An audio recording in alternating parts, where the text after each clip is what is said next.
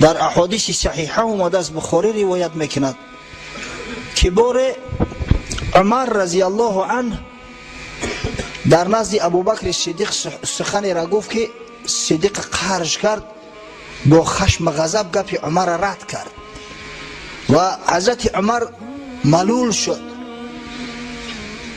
رنجید. وقتی که صدیق اکبر از او عذرخواهی کرد دیگه عذرش نپذیرفت، رفت خونش. حضرت ابوبکر هم از این که یک برادر اسلامی از او رنجیده است، خاصتا شخص مثل حضرت عمر خجالت زده شد، نزد رسول الله صلی الله علیه و سلم تشریف آورد. حضرت گفت یا رسول الله این همی خیلی واقعه شد بین ما و بین عمر و برادر ما عمر از ما رنجید. پیغمبر خدا صلی الله علیه و سلم بسیار غضب کرد. عمر فاروق اندک نشست در خانه، وقتی که غضبش فرو نشست بعد به خود آمد که آخی او مردک از من عذرخواهی کرد، یک شخصی که یاری غاری پیغمبر است، افضلی اصحاب بزرگواری پیغمبر صلی الله علیه و سلم است، این چه کاری خامی بود که من کردم. از همین خاطر از قفا آمد حجره صدیق که نیست، آمد نزد رسول الله صلی الله علیه و سلم. حضرت در مسجد شیشته است، در پهلوش ابوبکر صدیق و دیگر اصحاب. وقتی آمد به رسول الله صلی الله علیه و سلم سلام گفت، حضرت از شدت خشم و غضب روش دیگر طرف گرداند، سلام عمر را پاسخ نگفت. وقتی که ابوبکر صدیق حال دید آمد در نزد حضرت به زانو ایستاد، گفت یا رسول الله قسم به خدا گناه از من سر زد، گناهگار و مجرم من هستم، عیب از عمر نشده است. دو سه بار همین گپ تکرار کرد. بعد حضرت صلی الله علیه و سلم به تمام اصحاب مراجعت کرد، گفت ان الله عز وجل بعثنی الیکم، خداوند متعال مرا در میان شما با پیغمبری برگزید، بین شما ارسال کرد. فقلتم کذبت، اما شما گفته دروغ گفتی، تو دروغ میگوی، تو پیغمبر خدا نیستی. و قال ابوبکر صدق، فقط همین ابوبکر جوان مرد بود که گفت این راست میگه. شخصی که در گپ دنیا دروغ نمیگه آیا میتونه که سخن از خدا بر دروغ بگه؟ صدق. و واصانی بنفسه و ماله، مرا در جان خودش، در اهل بیت خودش، در مال و ثروت شریک کرد، تمام مال و ثروتش در راه شریعت غرای محمدی صرف کرد. امروز شما گفت همه دوستی مرا خفه میکنه، با دوستی من قهر میشه. بعد از همون میگه دیگه هیچ کس جرأت نمیکرد که از حضرت ابوبکر صدیق خفه شود یا یگان سخن ناجا نسبت صدیق اکبر گوید. مرتبه و منزلت ابوبکر رضی الله عنه ببینه که چقدر بلند است. گفتم این یگانه شخصی هست در طول تاریخ بشر، از زمان آدم تا به خاتم، یگانه شخصی هست که یک پیغمبری بزرگ از قفاش نماز خونده است. پیغمبرها از قفای عوام الناس، از قفای مردم نماز نمیخونند، هر چند اولیای باشند. یگانه شخص استثنایی در تاریخ که یک پیغمبری بزرگ و چی پیغمبر حبیب خدا محمد صلی الله علیه و سلم از قفاش نماز گزاریده است، صدیق اکبر است. و عمر فاروق شخص دیگه که پیغمبر صلی الله علیه و سلم تاکید کرد امت خیش رو که اقتدا کنید به این بزرگ مرد. امروز در حق حضرت عمر فاروق دشمنان اسلام چه تهمت های میزنند، چه سخن های ناجای میگویند. در روایت اومده است، بخاری و مسلم روایت میکنند از حضرت عبدالله ابن عباس رضی الله عنه. حضرت میگوید جنازه عمر را آوردن، در پیش بماندن، بسیار محزون بدیم، همه اصحاب پیغمبر صلی الله علیه و سلم میگریست، محزون بدن، بسیار اندوهگین بدم. ناخوش میگه یک کس از قفا آمد، دستی مبارکش در کتفم گذاشت، دستش صداش برآمد رحمک الله، خداوند رحمتت کنه یا عمر، رحمک الله. این کنت لارجو ان یجعلک الله مع صاحبیک، من گفت از خدا امید دارم که خداوند را همراهی در رفیقت، همراهی رسول الله صلی الله علیه و سلم و حضرت ابوبکر همراه میکنه، یک جای محشورتان میکنه، در یک جا خواهید بود. لأنی کثیرا مما كنت اسمع رسول الله صلی الله علیه و سلم یقول كنت و ابو بکر و عمر و فعلت و ابو بکر و عمر و انطلقت و ابو بکر و عمر. زیرا من گفت از پیغمبر خدا صلی الله علیه و سلم زیاد شنیدم که حضرت می گفت من و ابو بکر و عمر بدیم، ما و ابو بکر و عمر فلان کار کردیم، ما و ابو بکر و عمر به فلان جا رفتیم.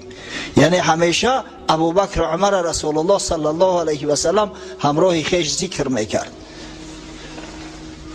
فإن كنت لأرجو ان یجعلک الله معهما، از این خاطر من از خدا امید دارم که خداوند فردا روز قیامت ترا همراه رفیقات برمیخیزاند، همراه رفیقات در یک جا جا میکند. حضرت عبدالله ابن عباس میگه گشتم نگاه کردم با تعجب کی باشد، نگاه کردم میگه حضرت علی کرم الله وجهه. توصیف و وصف حضرت علی در حق حضرت عمر میکند. امروز کسایی که محبت علی گفته جار میزنن، داد و فغان از محبت علی میزنن، نوجوان مردان رفتار و اخلاق علی را ترک کردیان.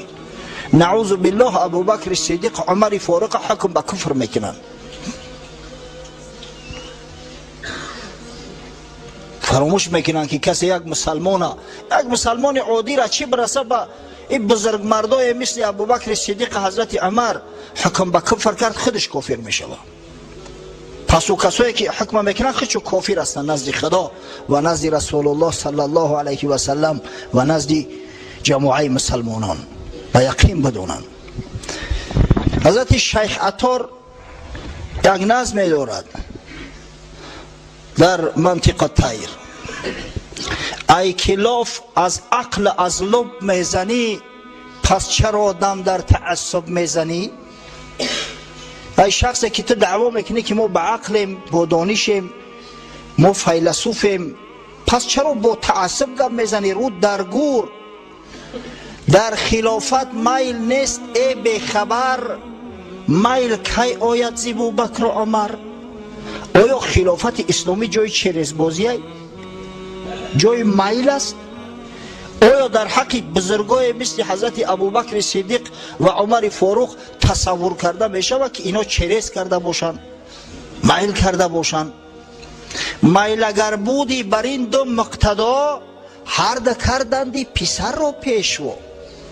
اگر که یارو رفیق بازی میکردن و شناس بازی میکردن، آخه هر ده هم پسرای ارشد داشتن، پسرای بزرگ جوان مرد عالم با غیرت، پسرای خودشون چرا نکردن؟ حالا شیعی ها ادعا میکنن که ابوبکر صدیق رفیقش حضرت عمر بعد خود خلیفه تعیین کرد به خاطر رفاقت. آخه اگر میل که میداشت چرا پسرش عبدالرحمن را نکرد؟ چرا پسرش عبدالله را نکرد؟ جوانای حضر با غیرت، مجاهدای راه حق. دائما صدیق مردی راه بود، فارغ از کل عازمی درگاه بود. مال و دختر کرد بر سر جان نثار، ظلم نکند این چنین کس شرم دار. در عمر گر میل بودی ذره، کی پسر کشتی به زخمی دره؟ وقتی که فاروق اعظم چرزبازی و میل بازی را میدونست، پسر خودش درشب میکرد میکشت. چند گوی مرتضی مظلوم بود، از خلافت راندن محروم بود. چی قدر دعوا و دعوای میکنه که علی مظلوم بوده، از خلافت دورش کردن. چون علی شیر حق است تاج سر، ظلم نتوان کرد با شیر ای پسر. آخه علی شیر خدای با شیر ظلم کرده میشه و قورت میکنه. ای پسر تو بینشانی از علی، عین یا و لام دانی از علی. روی تو درگور که تو علی را نمیدونی، تو اخلاق حمیده علی را نمیشناسی.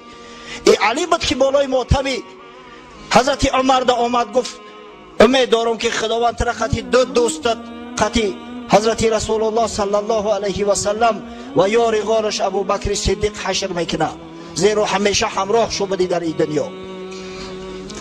مرتضی رو میمکم با خود قیاس، زان که در حق غرق بود آنش خود شناس، آن حق شناس. تا هیچ وقت با مرتضی به حضرت علی قیاس نکرد. خیلی تفاوت است بین تو و بین اونا. حضرت علی مؤمن بود، مسلمان کامل بود، مثل تو منافقی کافر معاب نبود. واهتدوا بهدی عمار. و پیغمبر صلی الله علیه و سلم تاکید کرد به هدایت عمار عمل کنید، به نصیحت عمار عمل کنید. عمار ابن یاسیر، ما چند پیش همین سوال بود در موضوع خلافت حضرت علی، جنگ های حضرت علی 10 جمعه گپ زدیم. 10 جمعه از جمله بیان کردیم که چی نوع حضرت عمار ابن یاسیر صحابی بزرگوار پیغمبر صلی الله علیه و سلم که پدر و مادرش در راه اسلام شهید شدیان. مادرش اولین مسلمانی هست که در راه خدا شهید شده، سمیه. پدرش یاسیر هم جام شهادت نوشید، از دست کافرها و از دست مشرکای مکه کشته شد. همین جوانمرد عمار ابن یاسیر به سین سالش نگاه نکرده از 90 بالا بود، شمشیر کشید، همراه امام حق، همراه حضرت علی در جنگ جمل و در جنگ صفین شرکت کرده است. همیشه گپی حق همه گفت. از همه خاطر حق بیانیش بود که پیغمبر خدا صلی الله علیه و سلم فرمود یا عمار تقتلک فئة باغیه. ای عمار اخیر الامر ترا یک گروه سرکش، یک گروه شورشگر میکشند. و پیشگویی پیغمبر صلی الله علیه و سلم جامعه عمل پوشید. عمار ابن یاسیر 90 ساله ماه صفر سال 37 هجری در جنگ صفین شهید شد، شهید اعلا شد. از این خاطر بود که پیغمبر صلی الله علیه و سلم تاکید کرد که به هدایت عمار عمل کنید، نصیحت عمار را در گوشات و حلقه کنید. و تمسکوا بعهد ابن مسعود، و چنگ بزنید به عهد ابن مسعود، یعنی که علم دانش از عبدالله ابن مسعود بآموزید. حضرت عبدالله ابن مسعود صحابی بزرگ پیغمبر صلی الله علیه و سلم رو محققان فقیه امت میگویند. عبدالله ابن مسعود از شخصایی است که کثیر الفتوا بود، فتواهای زیاد میداد. جایی که عبدالله ابن مسعود اگر حضور میداشت، اگر 4 صحابی پیغمبر 4 یاری بزرگ استثناء کنیم، دیگه کسی جرأت نمیکرد که فتوا بده در نزد عبدالله ابن مسعود. حتی بار از حضرت ابو موسی اشعری یک مسئله را پرسیدند، سوال جواب گفت و بعد گفت به هر وجه برین از ابن مسعود هم سوال کنه. اومدن که ابن مسعود خلاف همون گپ گفت. اومدن گفتن که یا ابو موسی، عبدالله ابن مسعود دیگر فتوا داد، گفت لا تسألونی ما دام هذا الحبر فیکم. تا زمانی که همه عالم، حبر عالم بسیار بزرگ هم میگن در بین شما هست، شما از من چیزی را سوال نکنید. من جرأت نمیکنم در نزد عبدالله ابن مسعود پاسخ بگم به سوالا. چرا پیغمبر صلی الله علیه و سلم گفت که چنگ بزنید به تعلیم عبدالله ابن مسعود؟ زیرا به قول صحابه های بزرگوار پیغمبر صلی الله علیه و سلم در تعلیم از همه شبیه ترین شخص، نزدیکترین شخص به رسول الله صلی الله علیه و سلم حضرت عبدالله ابن مسعود بود است. صاحب سیر رسول الله صلی الله علیه و سلم حذیفه ابن یمان، حذیفه ابن یمان صاحب سیر پیغمبر است. منافقا را یک یک میدونست. یگانه صحابیه که پیغمبر همه منافقا را در نزدش گفته است، برای همین صاحب سیرش میگفتن. منافقا را همش میدونست. ای کاش ما هم منافقا را میدونستیم و پیش مردم آشکار میکردیم، خیلی کار سبک میشید. حذیفه گفت ما کان رجل اشبه برسول الله صلی الله علیه و سلم هدیا و دلا و سمتا من عبدالله ابن مسعود. با پیغمبر خدا صلی الله علیه و سلم در مسئله هدایت و در مسئله دلالت به کار خیر و در مسئله در جای خاموشی خاموش ایستادن کسی شبیه تر از عبدالله ابن مسعود نبود. ما احناف افتخار میکنیم امروز که فقه حنفی قوی ترین فقه در روی دنیا است. الحمدلله. وقتی که علمای مستشرق غربی ها فقه حنفی را میخونن در تعجب میغلطن. حتی بعضی ابلهاش میگن که هیچ امکان نداره که مردم بدوی، مردمی که در بیابان زندگی میکردن تمدن ندیدین، توانند که چنین یک فقه را، یک مجموع قانون ها را صادر کنن. از این خاطر دعوا میکنن که گویا حضرت امام اعظم ابو حنیفه همون فقه خودش از کتب رومی ها گرفته باشد، از علم قدیم، از مجموع قانون های رومی قدیم. از جمله یک مستشرق ابله با نام شیلدن ایموس انگلیس است، همین دعوا را کرده است. ببینه فراموش میکنن که آقای فقه امام اعظم ابو حنیفه در بالا یک زیربنای مستحکم وضع کرده شده است که الهی توبه. حضرت عمر در زمان خلافتش عبدالله ابن مسعود رضی الله عنه رو به شهر نو بنیاد شده کوفه فرستاد برای تعلیم مردم. کوفه، شهر کوفه در زمان خلافت حضرت عمر ساخته شد و اولین مفتی کوفه حضرت عبدالله ابن مسعود بود. آمد در کوفه چنان علم براه گذاشت، شاگردها تربیه کرد، چنان آبادان کرد کوفه را که بعد حضرت عبدالله ابن مسعود کوفه مرکزی علم اسلامی گشت در تمام جهت ها، هم در علم فقه، هم در علم تفسیر، هم در علم حدیث. ببینید اصلا اکثر صحابه ها در مدینه بدن، در مکه بدن، در شام زیاد بدن، اما ببینید با سعی تلاش حضرت عبدالله ابن مسعود مرکز علم دانش شد کوفه. وقتی که حضرت علی مرکز خلافت شهر کوفه را اختیار کرد، اومد دید هوسش کرد، اینقدر عالمی که در کوفه است، اینقدر متعلمی که در کوفه است. گفت رحم الله عز وجل ابن ام عبد قد ملأ هذه القرية علما. رحمت خدا باد میگه بر عبدالله ابن مسعود. پیغمبر خدا عبدالله ابن مسعود ابن ام عبد میگفت عادتا، پسری مادری عبدالله، پسری مادری بنده. همه خیلی حزل ها داشت حضرت. بچه اوچه عبدالله ابن مسعود، خیلی عبدالله ابن مسعود خود چه به حزل میگفت که ابن ام عبد، ای پسری مادری عبدالله جبیو. عبدالله اش نمیگفت، بچه اوچه عبدالله میگفت. این یکی از همون شوخی های پیغمبر صلی الله علیه و سلم است. یک اعرابی نزدش میآید میگه یا رسول الله راهم دور است، شترم در راه تلف شد، بار دارم او را در پشتوره گرفته بردن نمیتونم، یک شتر بتیم از همون مالی زکات تا اینکه مال ما بدازم اما بارو ما به منزل برسم. حضرت گفت یک پسر شتر بتینش، یک بچه شترش بتین. گفت یا رسول الله بچه شتر در سر میزنم، بچه شتر بار ما بره، خود ما بره، یا شتر کلانم بده دا بارو ما ببرم. گفت ای جاهل، اوغم همون شتر بچه شتر نیست، شتر فیل نمیزویه کو، شتر میزویه.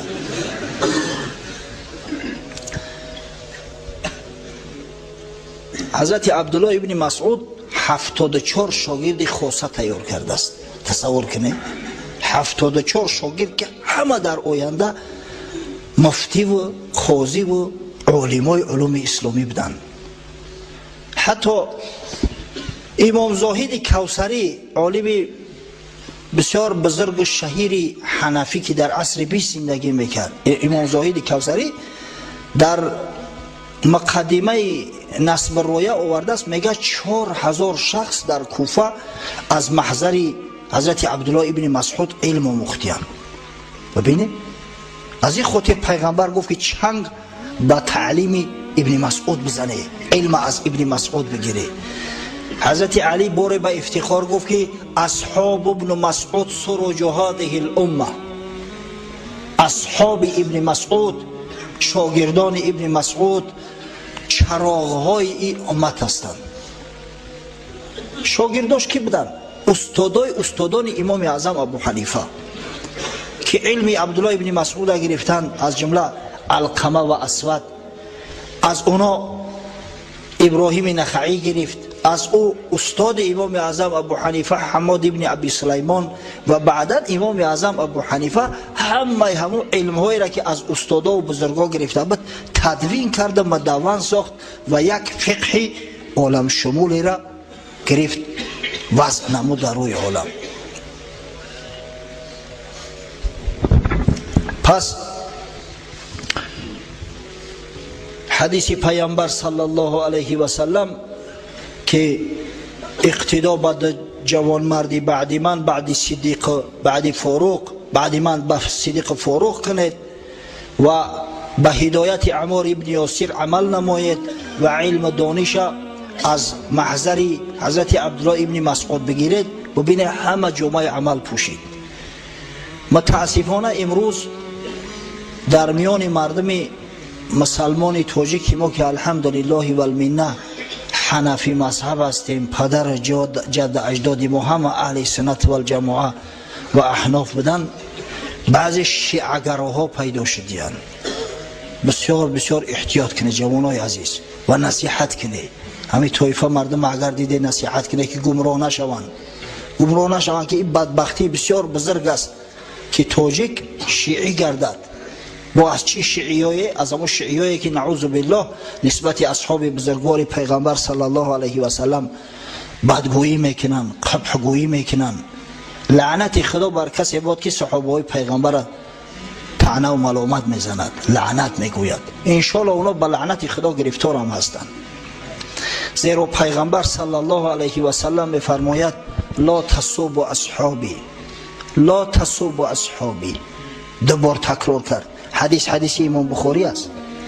صحابه های مرا دشنام ندهید، صحابه های مرا دشنام ندهید. فوالذی نفس محمد بیده لو ان احدکم انفق مثل احد ذهب ما ادرک مد احدهم او نصیفه. قسم به خدایی که جان محمد در قبضه قدرت اوست، اگر یک نفر شما با مقدار که احد طلا نفقه کنید، اجر ثوابی همون یک مشت صدقه که یک صحابی من کرده است یا نیم مشت همون را دریافته نمیتونه. این از حکم اصحاب بزرگوار پیغمبر صلی الله علیه و سلم. امروز دیگه دانا و نادان، جاهل و بیسواد و ابله همه رفتار و کردار اصحاب پیغمبر صلی الله علیه و سلم شرح توضیح میتن. به عقلهای ناقصی خود کوشش میکنن که همراه توضیح بتن، فلان شده است، بسمدان شده است. با بعضی صحابه ها خاراکتریستیک میتن. خاراکتریستیک صحابه های پیغمبر صلی الله علیه و سلم خدا داده است، رسول الله صلی الله علیه و سلم داده است، اجماع اهل سنت و الجماعت داده است.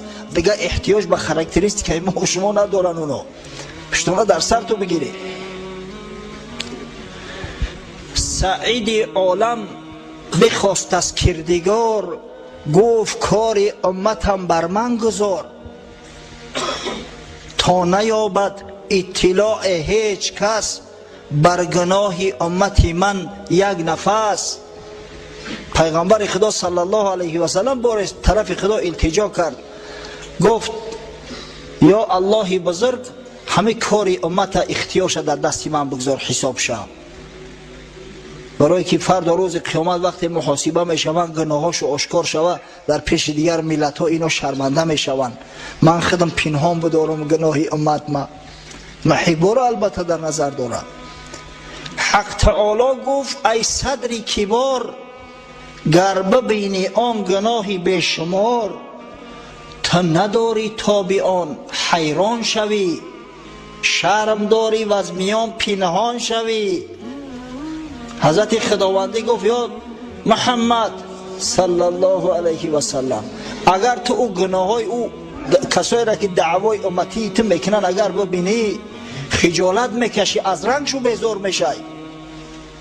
هستن کسایی که مش بر سینه میزنن لا اله الا الله محمد رسول الله، در صورت کار میکنه که خدا را از او بیزار است، پیغمبر خدا را از او بیزار است. تو نداری تاب آن حیران شوی. شرم داری و از میان پنهان شوی. عایشه که بود همچون جان تو را، سیر شد زو دل به یک بهتان تو را. عایشه صدیقه که مثل جانت عزیز به دوستش می داشتی، به یک تهمت و بهتان مشرکا و منافقا دلت سیر شد، بردی در خانه پدرش مانده شو تا زمانی که خدای تعالی سفیدش نکرد، تا زمانی که خدای تعالی حکمش نبرورد، نرفتی بگیری به خانه تا بیاریش. چون بگشتی از گرامی تر کسی، پرگنه هستند در امت بسی. تو نداری تا به چندان گناه، کار امت را رها کن با اله. این کار رفتارهایی که بنام بعضی از امتی تو میکنن، تو طاقتی او را نداری. از همین خاطر کار امت به الله حواله کن. انشاءالله او کسایش که امت حقیقی هستن و مسلمان حقیقی هستن، خداوند بزرگ که ارحم الراحمین است، گناهاشون عفو میکنه، پیش تو آشکار نمیکنه. کار امت چنه کار مصطفی است، کی شود این کار از گفتی تو راست. وقتی که کار امت اسلامی کار محمد صلی الله علیه و سلم که نباشد، ای گپ از کاری تو کی کاری امت راست میشود؟ چی عقلکی میکنی؟ یا قدم در صدق نه صدیقوار، یا که چون فاروق کن عدل اختیار، یا چه عثمان پر حیا و حلم باش، یا چه حیدر بحر جود و علم باش. از تعصب این جهولی می مکن، از روی تعصب احمقی دست به جهل نزن. از تعصب این جهولی می مکن، و سری خود این فضولی می مکن. از همین خاطر او قومی را، او گروه را، دوستای محمد صلی الله علیه و سلم و صحابگان بزرگوارش و انصاریای او را که دین خدای تعالی را قوت بخشیدن، الکی خاراکتریستیک اونا را خدا داد. محمد رسول الله والذین معه رضی الله عنهم و رضوا عنه. خداوند از اونا ریزاگی خش داد است در قرآن، و اونا هم از خدا و از حکم خدا راضی هستند، از این اسلام عزیز راضی هستند. پس هیچ که حق نداره که بنی خچه بخلانه در این کار، از پیش خود به جهل، به تعصب، به نادانی سخنهای فچ بی‌مزه را گوید. در این مسئله بسیار احتیاط کنید. خب اکنون میگذاریم به حکم حدیث های ضعیف. ما یک چند جمعه با شرح توضیحات، بعضا با بزلگویی ها، با قیصه گویی ها، برای آن که در ذهن شما خشروتر بشیند، درباره احادیث محتج بهی صحبت کردیم که احادیث محتج بهی حدیث هایی که با اونا حجت ثابت می شود در اسلام 4 نوع هستند. حدیث صحیح لغیره، حدیث صحیح لنفسه، اول صحیح لنفسه، بعد صحیح لغیره، سوم حدیث حسن لنفسه، و چهارم حدیث صحیح لغیره. همه 4 طایفه حدیث، اینا حدیث های محتج بهی هستند، حجت هم در اسلام، با اینا حکم ثابت می شود. اکنون انشاءالله شروع میکنیم به احادیث ضعیف. حدیث ضعیف چی را میگویند؟ انواع حدیث ضعیف. حدیث های ضعیف به چند نوع تقسیم میشوند. گوش کنید انشاءالله. خیلی هم اجر ثواب حاصل میکنید، هم علم که بسیار مهم هم هست. متاسفانه در سرزمین ما مسئله علم حدیث بسیار بسیار ضعیف بود، بسیار آهسته می رفت. محدثا کم اندر کم یافت می شدند. علم فقه الحمدلله به درجه باید شاید تعلیم می شد، علم تفسیر به درجه باید شاید تعلیم می شد، حتی تاریخ هم به یک حد تعلیم می شد. اما در این مسئله علم حدیث بسیار سست بودیم. بعضا یک شخصایی که بسیار مردای نامدار هستند، آوازدار هستند، حدیث های ضعیف، حتی بعضا حدیث موضوع هم میگویند، میگفتند، صد بار شکر خدا که ولی خیلی کم شده است و خودشون خبر ندارن حتی که همین حدیث ضعیف است، آخه گفتنش اصلا درست نیست. چه جای آن که به این یک حکم را کوشش کنی که ثابت کنی؟ از همین خاطر گوش به اندازه انشالله خیلی اجر ثواب میگیرید. یک روز یک برادر زنگ زد تلفنی، گفت در همینجا جنجال داریم قطعی یک ملا یک سوال داد، عجیب یک سوال آسانه، نمیدونم اون ملای او چی درد داشته است، علم نداشته است. چنان یک جواب گفته است که قسم به خدا آدم خندش میگیره. بعد گفت که من 2 سال شد مسجد شما میرم، اگر گفتم تو 2 سال مسجد ما رفته باشی تا همون ملا در خودت ملایی گپی او را چی گوش میکنی؟ اوکی عمل کردم بگی. الحمدلله و المنه در این مسجد تعلیمم به طور باید شاید میروه. کسی واقعا اگر گوش کنه انشالله فایده و منفعت حاصل میکند.